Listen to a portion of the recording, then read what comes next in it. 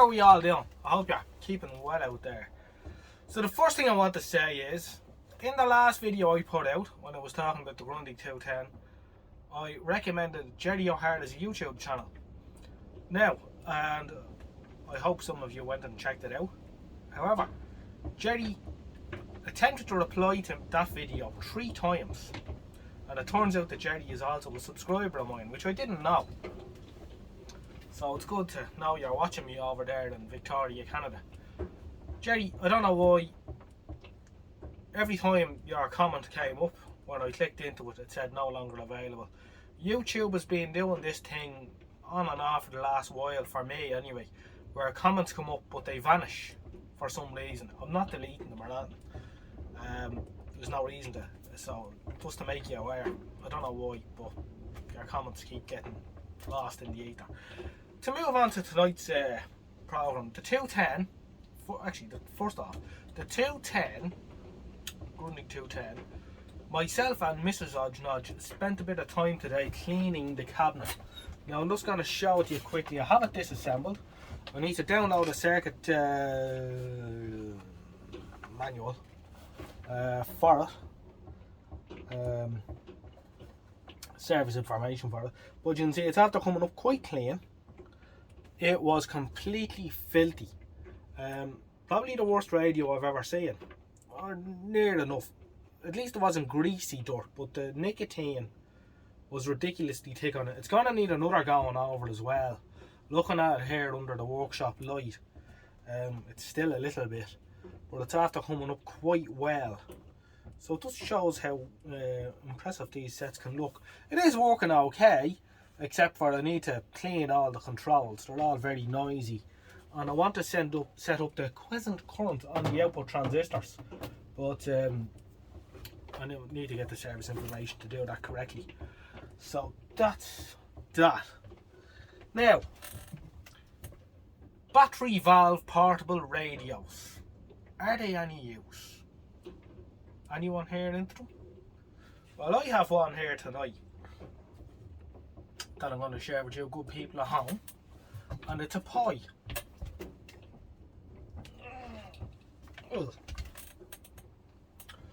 A tatty suitcase type radio. So I'll bring the camera in and I'll give you a quick look at it, and then we will have a demonstration. Is it any good? How sensitive is it? Blah blah blah. Should I get one? How can I get batteries for such a thing?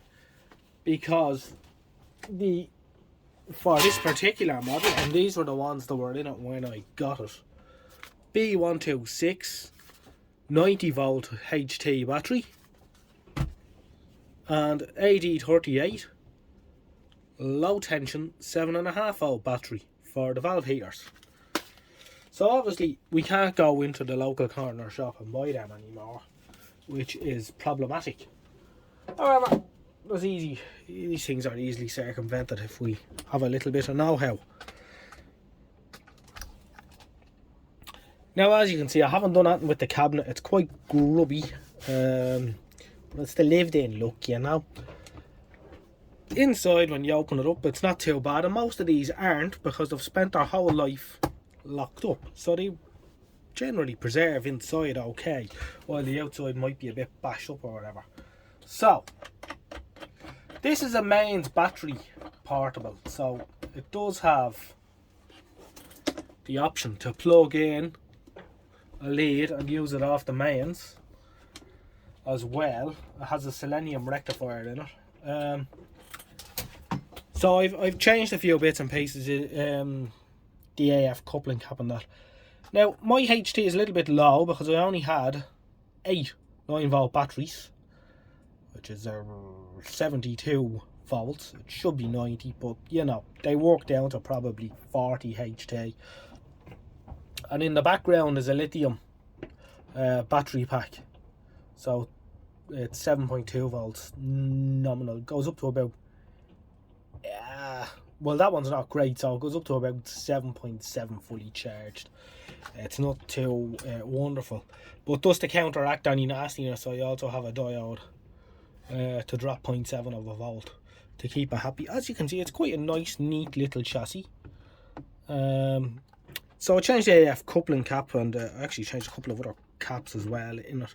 There's not a whole lot in them to go wrong. And it works quite well. I did make a mistake with the AF coupling cap, and I put an 01 in when I should have put a 001 in. I didn't like it at all. It upset the AGC no end.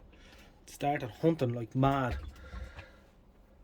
Right, to demonstrate this radio and to give it a fair chance, I'm going to turn off all the power in the workshop. Alright, and we're going to, so we don't have all the noise and nonsense. So we're going to go to candle power mode, just so we can see. This radio does have the edge over many similar portable radios, and that has a good decent frame area in here. So we're on to candle power here, and we'll shut off the workshop. So the only thing in here now is the mobile phone, but I think it's that far enough away that it's not going to cause any problems, so we can just about see it there. Maybe I should have brought out another candle. Anyway, let's switch on.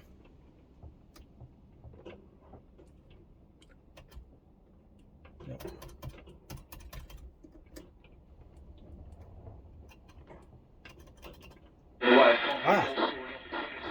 Now let's turn it off and switch it on again. One of the interesting things with battery valves is they come up pretty quick. They're not like your mains radio, you know. They come on nearly instantly. Only a slight delay.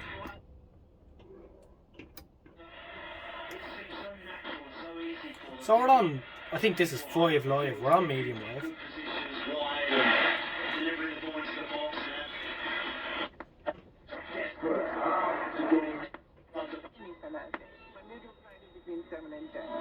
Channel sponsor है हमारे colour भेजते sky channel 713 in version 8 to 7 पर available. Benur हो चुकी है बहुत शहर की फिजा, सारी रास्तों में कहीं खो ना जाए हम, चलो कहीं से उसे ढूंढ लाए हम। वो भीगा बदन, वो भीगी भीगी धड़कन। That sounds like one of the English radio stations for the aimed towards the Asian community over there. They're generally fairly low powered on medium wave.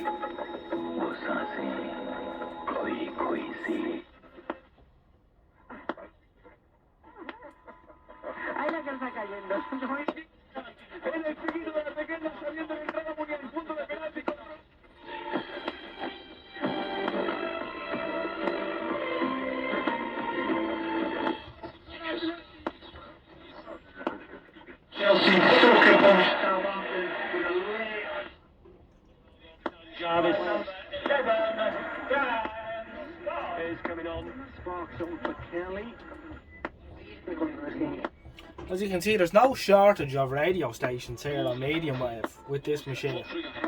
Oh, here we go, this could be a little go, but flashes just...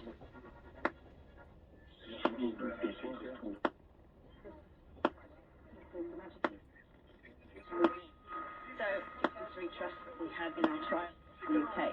They've gone on and looked at Marcus Alonso.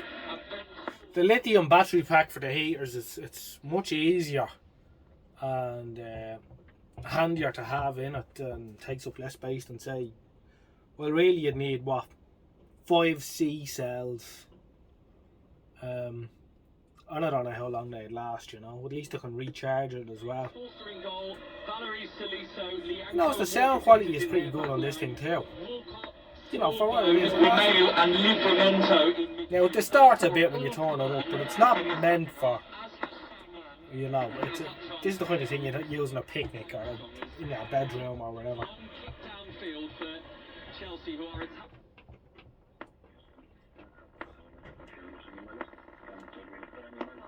I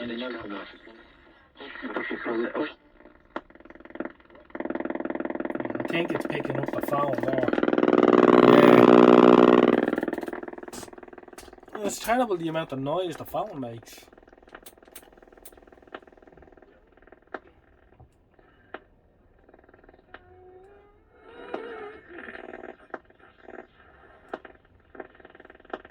Let's switch over to medium wave and see how good or bad it is there.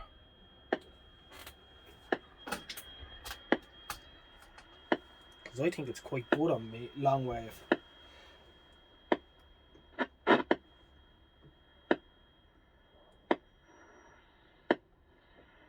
That's a Lou 162. Now that was short. Well, they stopped modulating it about 3 years ago, but it's still there because it's a time signal in France as well.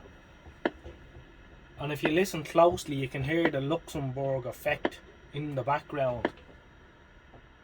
Here it's usually, you can usually hear RTA, sometimes Radio 4. Only vaguely, I don't know even if you pick it up on the camera's microphone. How the animals develop and fare over their entire lifetime. That's Radio 4. And what factors determine their chances of survival and their success at producing offspring and so forth.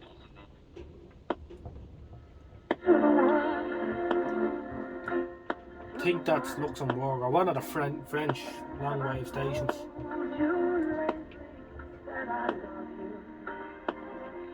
Now of course it's directional as well, being a frame. So you can't actually null out signals with it.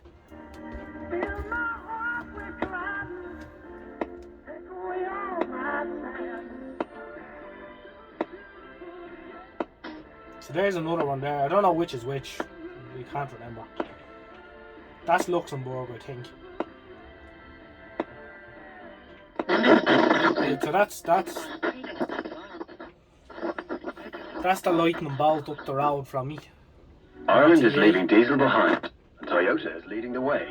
Start your electric journey with our obviously RTE here on long wave, you know, it's overloading it almost. It's such a strong signal here. Both up to €2,100. Supplies sounds limited, good. so don't miss out. Order now.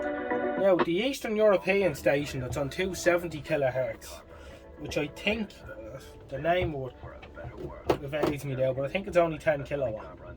Very hard to get here, even with the long wire area. I could make it out earlier on.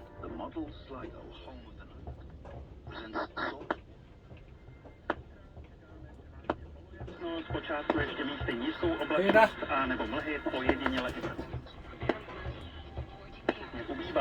Teploty zítra 12 až 16 při déle trvající nízké oblačnosti a taky na horách většinou kolem 9 stupňů. To byly zprávy. Ve večerním radiožurnálu je s vámi dál Vojtěch Bitterman a mám pro vás That's exceptional performance for what this thing is. I'm very impressed with it. So what I would say to anyone out there is, if you have a battery valve radio, dig it out, make up a HD battery or a few 9-volt batteries, and you know, get it going. There wasn't much of this getting it going anyway. Very little to it. Let's go on the top of the medium wave band and see what we can hear when we're up there. Because we sort of started in the middle and worked our way down.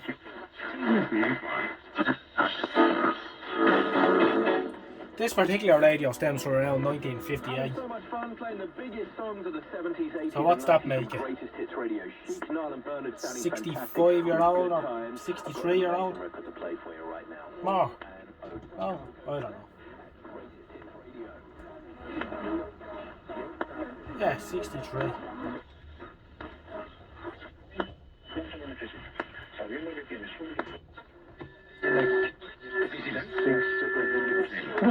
This is a call to arms. The arms of the nation. The right, the left, and the ambidextrous. We want you now more than ever before to win the fight against flu this winter.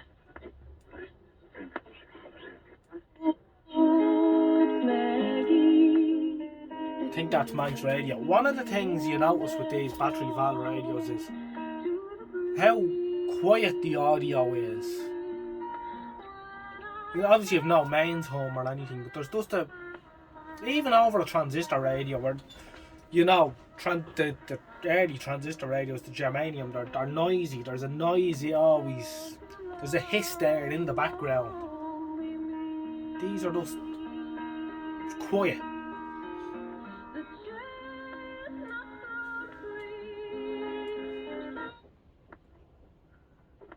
Sadly, we've no BBC Radio Ulster. But anyway, that's that. I thought I'd show you it. I thought it'd be interesting. I think it was. So battery valve radios. Now you can see why I turned everything off. Although it's not bad. If I go a couple of feet away, it's just because the lights are underneath it.